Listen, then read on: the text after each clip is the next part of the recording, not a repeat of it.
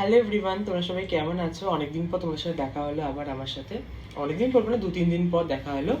তো আমি তোমাদের বলেছিলাম যে আমি স্কিন কেয়ার ভিডিও নিয়ে আসবো, তো আজকে আমি স্কিন কেয়ার ভিডিও নিয়ে চলে এসেছি। আর আমি একটা কথা বলতে চাই তোমাদের, এটা আগেও আমি বলেছি একটা ভিডিওতেই, মানে লাস্ট যে ভিডিওটা ছেড়েছিলাম ওই ভিডিওতে বলেছিলাম কি আমার স্কিনের কন্ডিশন প্রচণ্ড খারাপ হয়ে গেছিলো।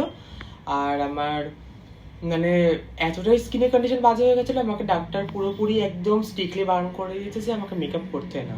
তাই জন্য মেকআপ ভিডিও আমি করতে পারছি না। কেন দেখো, স্কিন খারাপ তো কেউ কারো করতে চায় না কোনোদিনই। তো আমিও সেটা আমি কোনোদিনই চাইবো না আমার স্কিনটা খারাপ হয়েছে, সেই জন্য মেকআপ ভিডিও কিছুদিন বন্ধ রেখেছি। আমি নর্মাল টুকটাক মেকআপ ভিডিও নিয়ে আসবো, স্কিন কেয়ার ভিডিও নিয়ে আসবো, তারপরে মিনি ব্লগস নিয়ে এসে তোমাদের বলেছিলাম আমি জিনিসটা। তাই আজকে আমি আমার নাইট স্কিন কেয়ার রুটিন নিয়ে এসেছি। স্কিন কেয়ারটা করার আগে আমি একটা জিনিস বলতে চাই, আমার স্কিনের কন্ডিশন আপাতত এখন ঠিক আছে, খুব একটা মানে খারাপও না, খুব একটা ভালোও না, ঠিকঠাক আছে। আমার দেখো গলার প্যাচেসগুলো অনেক হয়ে গেছিলো, সেগুলো আস্তে আস্তে কমছে। মুখে ইরিটেশন হচ্ছিল, মানে রেড রেড র্যাশেস বেরিয়ে যাচ্ছিল, তারপরে অ্যাকনি হচ্ছিল। তোমরা দেখেছো পিম্পলসে অনেক অ্যাকনি পিম্পলস বেরাচ্ছিল, তো ওগুলো আস্তে আস্তে ঠিক হচ্ছে আপাতত। অয়েলিনেসটা একটু কমছে, আমার প্রচণ্ড অয়েলি স্কিন। যাদের অয়েলি স্কিন স্পেশালি তাদের জন্য, অয়েলি টু সেন্সিটিভ স্কিনদের জন্য আমি স্কিন কেয়ারটা বলছি। বাদ বাকি normal skin, dry skin, combination স্কিনদের জন্য স্কিন কেয়ার নিয়ে আসবো। আমিও জানি যে আমিও স্কিন সম্বন্ধে কিছু নলেজ আছে আমার। আমিও জানি যে মেকআপটা স্কিনের জন্য খুব একটা ভালো না, তা আমি করতাম বাধ্যতাবশক, আমি ভিডিও দিতেই হতো, তার জন্য করতাম।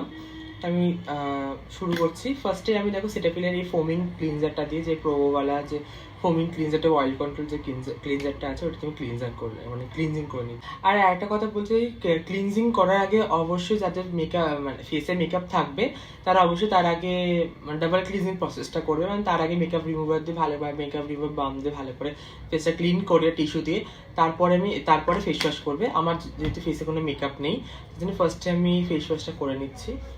আমি যে ফেস ওয়াশ বা আমি যে স্কিন কেয়ার প্রোডাক্টগুলো ব্যবহার করছি সেগুলো তোমাদের ব্যবহার করতে হবে, তার কোনো মানে নেই। আর সেগুলো তোমরা ব্যবহার করো না, এগুলো আমার ডক্টর রিকমেন্ড করা মানে প্রোডাক্ট।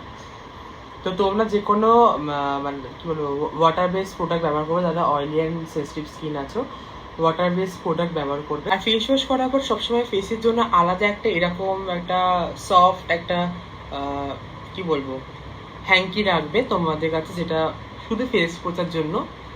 আর ফেসে যেটা ইউজ করবে সেটা গলায় অবশ্যই ইউজ করবে, মানে ফেসের সাথে গলার স্কিন টোনটা ম্যাচ করাটা খুব দরকার। আর তোমরা অনেকেই আছে ফেসটা এরকম করে পোছো, কিন্তু এরকম করে কেউ পুজবে না।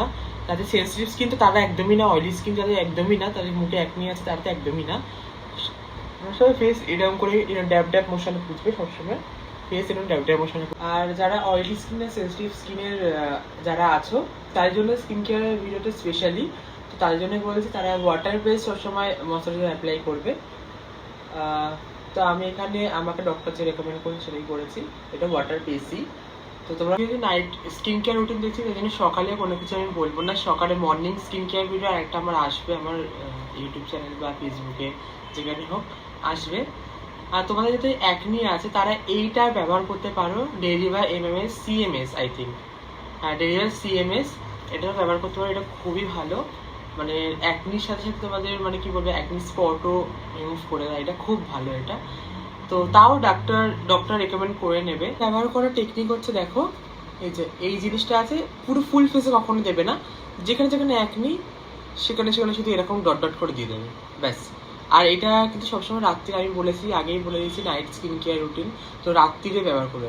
আর তোমাদের আরেকটা টিপস বলে দিচ্ছি, যারা যারা মেকআপ করবে, মানে এরকম আমার মতন স্কিনের প্রবলেম যাদের, তারা অবশ্যই না, সে যখনই মেকআপ করো না কেন, সন্ধ্যেবেলা বা সকালবেলা যখনই মেকআপ করো না কেন, মেকআপের আগে ময়শ্চারাইজার ফার্স্ট, তারপরে সানস্ক্রিনটা অবশ্যই অ্যাপ্লাই করবে। এটা আমার টিপস। সানস্ক্রিন অ্যাপ্লাই করলে কি এটা স্কিনটা প্রোটেক্ট করে রাখে, স্কিনটাকে প্রোটেক্ট করে রাখে যাতে স্কিনটা ড্যামেজ না হয়। তো সানস্ক্রিনটা অবশ্যই অ্যাপ্লাই করো মেকআপ করার আগে। আর যাদের ডার্ক সার্কেলের প্রবলেম আছে তারা অবশ্যই রাতে, মানে বেরাচ্ছে না,